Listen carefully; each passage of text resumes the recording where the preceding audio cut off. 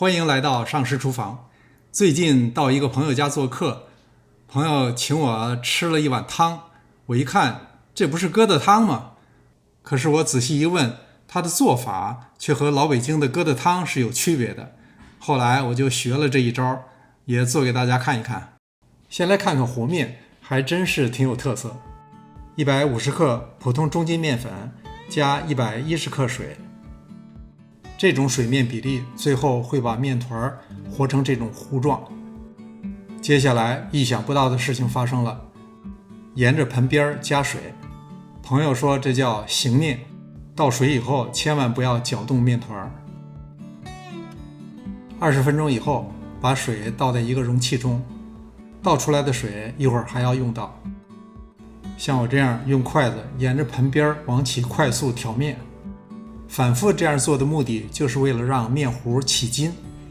我还是学艺不精，如果是高手，搅拌到最后可以用筷子把整个面糊都挑起来，那就说明面糊的筋性达到了最佳的状态。不过一般一次很难达到，还需要做第二次，也就是再加一次水，第二次醒面。过10分钟再来一次就好一些了。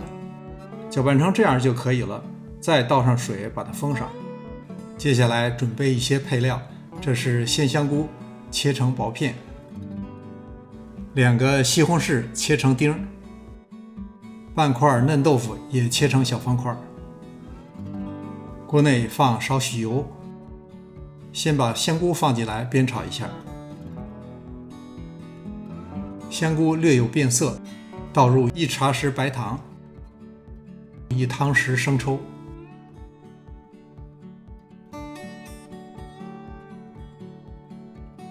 接着把番茄丁放进来，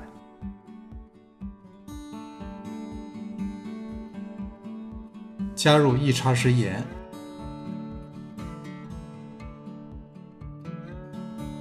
番茄炒软出水以后下入豆腐，这时候就不能用力搅拌了。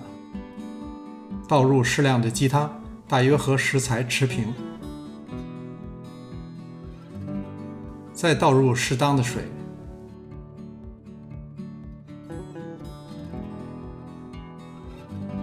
当开锅以后，把面里的水避掉。不过在下面之前还有一个小技巧，就是要让锅里的水转起来，这样就更有利于把面糊打散。面糊挑到锅里以后，要快速的打散。这种操作有点像拨鱼，但是比拨鱼要容易多了。你看锅里这种细长的小面絮非常均匀细腻。加入少许香油提味儿，表面撒上鸡蛋液，